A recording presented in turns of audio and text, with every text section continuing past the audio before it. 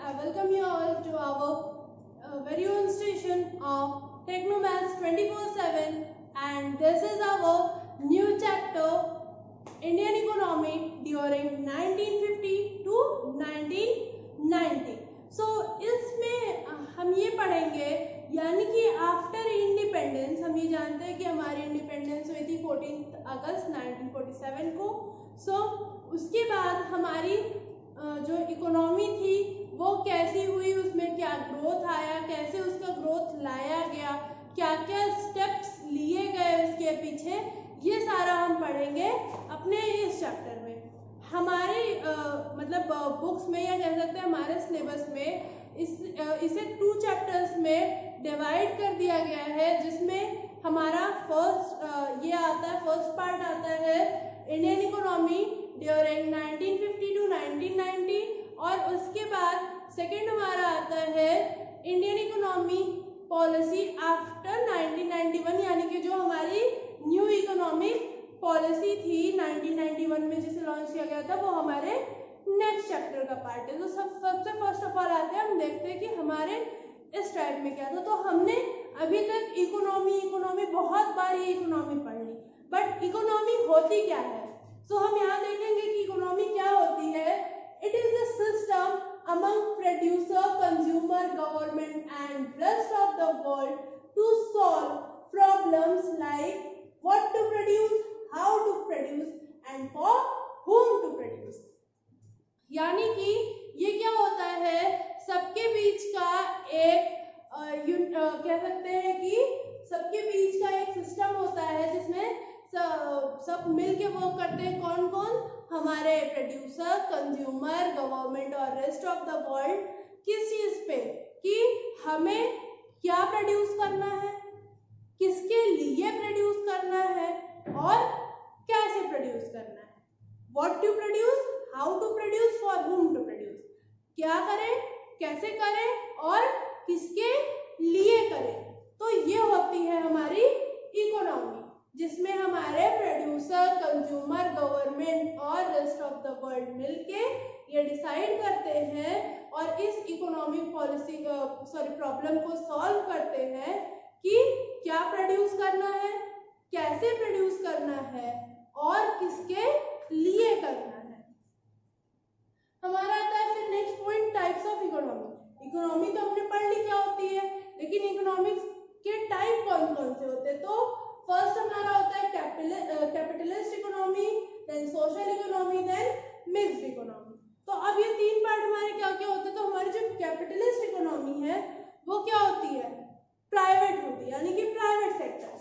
उसमें क्या होता है कि किसी एक के द्वारा वो ओन होती है, यानी कि किसी वन के थ्रू वो ओन्ड होती है, किसी की उस पे एक की ओनरशिप होती है और वो जो वर्क करती है, जो प्रोडक्शन करती है, वो क्या होती है, अपनी बेनिफिट्स के लिए करती है. यानी कि अपनी अपनी प्रॉफिट के लिए, अपनी बेनिफिट्स के लिए वो प्रोडक्शन करते हैं. प्लस उनकी जो प्राइसिंग होती है वो क्या होती है, डिमांड और सप्लाई पे डिफर करती है. डिमांड हाई है तो प्राइस हाई हो जाएगी, डिमांड लो है तो प्राइस लो हो जाएगी. तो ये क्या होता है हमारा टाइप्स ऑफ इकोनॉमी में कैपिटलिस्ट इकोनॉमी, यानी कि प्राइवेट सेक्टर होता है प्लस अपनी बेनिफिट्स के लिए वर्क करता है. फिर हमारा आता है सोशल इकोनॉमी. सोशल इकोनॉमी क्या होती है, ये होती है पब्लिक सेक्टर, यानी कि जिसमें ओनरशिप किसका होता है, गवर्नमेंट का होता है और ये किसके लिए वर्क करती है, सोशल वेलफेयर के लिए वर्क करती है. यानी कि ये जो प्रोडक्शन करती है वो सोशल वर्क के लिए या फिर पुअर को हेल्प करने के लिए वो ये वर्क करते हैं. फिर हमारा आता है मिक्स्ड इकोनॉमी. मिक्स्ड इकोनॉमी में क्या होता है कि हमारे प्राइवेट सेक्टर और हमारे पब्लिक सेक्टर दोनों साथ में मिल के काम करते हैं, तो वो क्या हमारी होती है, मिक्स्ड इकोनॉमी. सो हमारी इंडिया की इकोनॉमी कैसी है, मिक्स्ड इकोनॉमी है. प्लस हमारी जो चाइना की इकोनॉमी है वो कैसी है, सोशलिस्ट इकोनॉमी है. एंड अमेरिका की इकोनॉमी जो है वो कैसी है, कैपिटलिस्ट इकोनॉमी. यानी कि अमेरिका की इकोनॉमी जो है वो कैपिटलिस्ट है, चाइना की सोशलिस्ट है और हमारी इंडिया की मिक्स्ड है। तो हमारी इंडिया की इकोनॉमी मिक्स्ड क्यों है? क्योंकि सबसे पहला क्वेश्चन जो अगर हम पढ़ते कि हिस्ट्री क्या है हमारी इकोनॉमिक्स की, तो उसमें हम ये देखते हैं कि first of all after independence ये क्वेश्चन था कि हमारी इकोनॉमी कैसी होनी चाहिए, हम कैसी इकोनॉमी को चूज करें। तो जितने हमारे एक्सपर्टीज लोग थे उन्होंने क्या बोला कि हमारी इकोनॉमी जो है वो मिक्स्ड इकोनॉमी होनी चाहिए। क्यों? क्योंकि अभी इंडिया को डेवलपमेंट की बहुत नीड है, हमें इंडस्ट्रियल सेक्टर में भी डेवलपमेंट करना है, प्लस हमारा जो एग्रीकल्चर सेक्टर का प्रोडक्शन है वो भी बहुत लो है, उसे भी इंक्रीज करना है। इसीलिए उन्होंने बोला कि मिक्स्ड इकोनॉमी होनी चाहिए ताकि हमारा इंडस्ट्रियल सेक्टर भी ग्रो करे प्लस हमारा वेलफेयर भी हो। सो हमारी इकोनॉमी कैसी हुई? मिक्स्ड इकोनॉमी हुई। देन आते हैं कुछ पॉइंट्स पे कि गवर्नमेंट ने क्या क्या किया उस टाइम पे। तो सबसे first of all government opted the technique of progressive economy plan, यानी कि गवर्नमेंट ने क्या किया, सबसे पहले तो स्टेप्स लिए, किसके लिए? ताकि एक प्रोग्रेसिव इकोनॉमिक प्लान रेडी हो, यानी कि ऐसा इकोनॉमिक प्लान रेडी हो जिससे हमारी इकोनॉमी ग्रोथ करे, हमारा प्रोग्रेस हो। तो यहाँ पे इकोनॉमिक प्लानिंग क्या होता है? So it refers to the utilisation of country resources and different development activities according to national priorities, यानी कि जो हमारा इकोनॉमिक प्लानिंग था वो क्या था कि हमारी जो कंट्री की रिसोर्सेज हैं उन रिसोर्सेज का कैसा यूटिलाइजेशन किया जाए ताकि वो हमारी ग्रोथ में, हमारी इकोनॉमिक डेवलपमेंट में हेल्प कर पाए, ठीक है। और अकॉर्डिंग टू नेशनल प्रायोरिटीज, यानी कि हमारी नेशन की जो प्रायोरिटीज है उसके अकॉर्डिंग हमारी डेवलपमेंट के लिए हमारी कंट्री रिसोर्सेज को यूज करना, यूटिलाइज करना। फिर नेक्स्ट पॉइंट हमारा आता है Indian government with prime minister. Prime minister कौन थे हमारे first? Pandit Jawaharlal Nehru. So from planning commission on March 1950 and adopt 5-year plan. तो गवर्नमेंट ने हमारी ग्रोथ के लिए सबसे पहला स्टेप क्या लिया कि उन्होंने एक प्लानिंग कमीशन फॉर्म किया। प्लानिंग कमीशन को हम नीति आयोग के नाम से जानते हैं, सब लोगों ने सुना है। नीति आयोग जो होता है वो 5-year इकोनॉमिक प्लान रेडी करता है कि इन 5 सालों में क्या होगा। और अभी हम लोग ने रिसेंटली 2017 में अपना 12th इकोनॉमिक प्लान कंप्लीट किया है और ये हमारा 13th इकोनॉमिक प्लान वर्क कर रहा है। सो इसमें हम लोगों ने क्या किया कि 1950 में मार्च में हमारा प्लानिंग कमीशन को रेडी किया गया और 5-year इकोनॉमिक प्लान को अडॉप्ट किया गया। तो प्लानिंग कमीशन के हमारे कुछ बेसिस हम देखते हैं, जैसे कि प्लानिंग कमीशन हमारा क्या था, स्टेब्लिश हुआ था 15 मार्च 1950 में। प्लानिंग कमीशन कब स्टेब्लिश हुआ था? 15 मार्च 1950 में। ये सारे क्वेश्चंस एज एमसीक्यू भी हमारे पेपर में आते हैं, तो इसे बहुत ध्यान से आप लोग देख लीजिएगा। सेकंड हमारा आता है चेयरमैन, यानी कि प्लानिंग कमीशन का चेयरमैन कौन था? तो प्लानिंग कमीशन यानी कि नीति आयोग का जो चेयरमैन होता है वो होता है prime minister of the country, यानी कि उस टाइम पे कौन था? पंडित जवाहरलाल नेहरू थे। नेक्स्ट हमारा 5-year प्लान कब रेडी किया गया था? तो हमारा 5-year प्लान लॉन्च हुआ था फ्रॉम 1 अप्रैल 1950 टू 31 मार्च 1956, यानी कि हमारा फर्स्ट प्लानिंग कमीशन का 5-year प्लान कब स्टार्ट हुआ था? 1950 में अप्रैल में टू 31 मार्च 1956। और इसका मेन मोटिव क्या था? इसका था मेन मोटिव एग्रीकल्चर, यानी कि हमारे फर्स्ट 5-year प्लान का मोटिव था एग्रीकल्चर। जब हमारा सेकेंड 5 ईयर प्लान लॉन्च हुआ फ्रॉम 1956 टू 1961। उसमें क्या था, उसमें हमारे इंडस्ट्रियल सेक्टर के बारे में था। इसमें हम एक और पॉइंट देखेंगे जो है हमारा शॉर्ट टर्म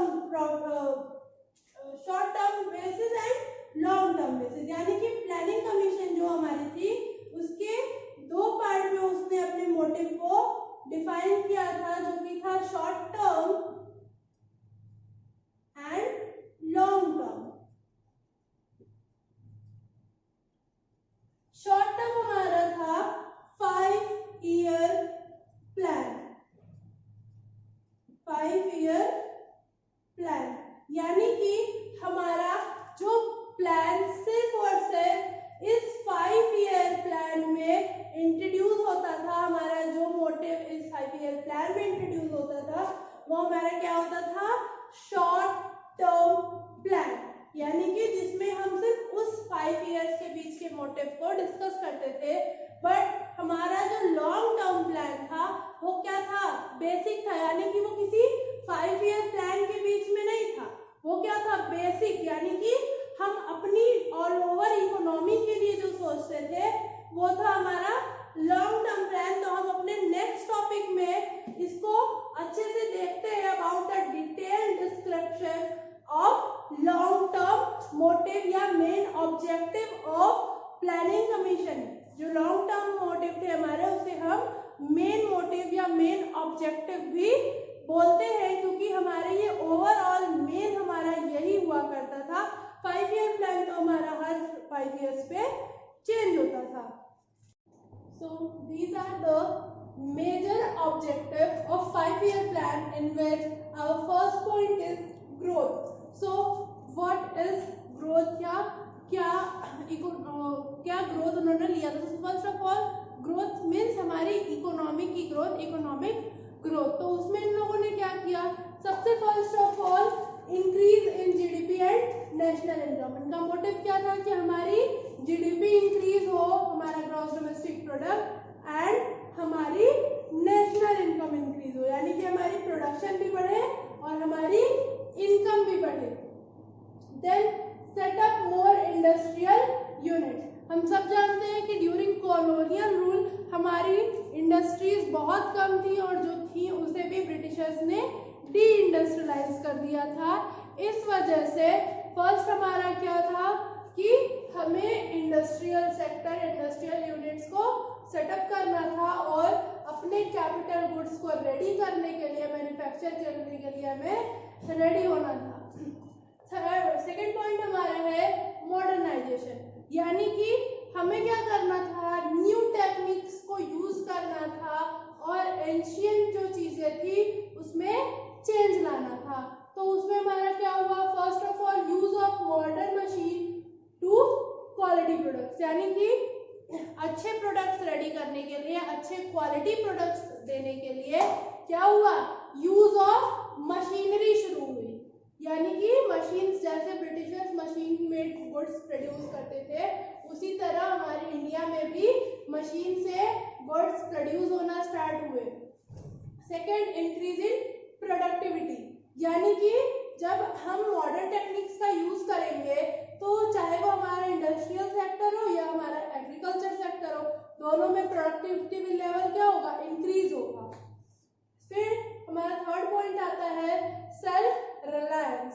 सेल्फ रिलायंस में क्या था, यानी कि आत्मनिर्भर बनना। तो आत्मनिर्भर बनने के लिए हमें क्या करना था, first of all increase in export, यानी कि हमारा जो एक्सपोर्टेशन था उसको इंक्रीज करना था और इंपोर्ट्स को डिक्रीज करना था, यानी कि बाहर से फिनिश गुड्स को लाना डिक्रीज करना था और हमारे एक्सपोर्ट्स को इंक्रीज करना था। हमें अपने गुड्स को बाहर अदर कंट्रीज में सेल जो करते थे उसको प्रमोट करना था और इंपोर्ट को रिड्यूस करना था। इससे हम क्या होते, सेल्फ रिलायंस होते, क्योंकि फॉरेन जो हमारी करेंसी थी वो हमारे पास ज्यादा होती। एंड इक्वालिटी, अब यहाँ पे इक्वालिटी का क्या सेंस है, इक्वालिटी का सेंस ये था कि equal income distribution to richer and poorer section, यानी कि हमारी इकोनॉमी के जो रिचर सेक्शन था और जो पुअरर सेक्शन था यानी कि अमीरों का और गरीबों का सेक्शन था, उसमें इनकम का प्रॉपर डिस्ट्रीब्यूशन, ताकि इनकम उनमें प्रॉपरली डिस्ट्रीब्यूट हो। फिर हमारा नेक्स्ट पॉइंट था growth of poorer section in the economy, यानी कि हमारी जो पुअरर सेक्शन है इकोनॉमी की, उसकी ग्रोथ को इंक्रीज करना, उनकी ग्रोथ को बढ़ाना। देन हमारा आता है फुल एम्प्लॉयमेंट। अब फुल एम्प्लॉयमेंट मतलब ये नहीं होता कि जीरो अनएम्प्लॉयमेंट होगी, इसका ये मतलब नहीं है कि जीरो अनएम्प्लॉयमेंट होगी। इसका मतलब क्या है कि हमारी जो इकोनॉमी है, उस इकोनॉमी में वो पर्सन जो कि एबल है वर्क करने के, मतलब काम करने के लायक है, एंड विलिंग टू वर्क, मतलब काम करना चाहता है। ऐसा नहीं कि हम काम करने लायक है लेकिन हमारा मन नहीं है काम करने का, तो वो उनको एम्प्लॉयमेंट नहीं दी जाएगी। या फिर मैं काम करने लायक हूँ, मेरा मन भी है काम करने का, बट मैं ये बोल दूं कि मुझे 1 लाख पर मंथ सैलरी चाहिए तभी मैं काम करूँगा, और काम भी क्या, कुछ नहीं, मैं एक चेयर रहेगी, टेबल रहेगी, बैठूंगा, खड़ा होऊंगा, तो उससे क्या होगा, वो पर्सन कभी हमें जॉब पे रखेगा ही नहीं। क्यों रखेगा? ऐसे पर्सन का एम्प्लॉयमेंट जो कि काम करने के एबल हो, काम करना चाहते हो, और एट द गिवन वेजेस, यानी कि जो वेजेस हम उन्हें प्रोवाइड करें या जो सैलरी हम उन्हें प्रोवाइड करें उस पे, तो हमारी फुल एम्प्लॉयमेंट क्या हुई, giving work to the people who are able to work, willing to work, and at the given wages. तो ये थे हमारे कुछ मेजर ऑब्जेक्टिव, यानी कि long term objective of planning commission. So by this topic we end our video here, and we will meet to you in our next video, in which we will study about the agricultural reforms during 1950 to 1990. Thank you and keep watching.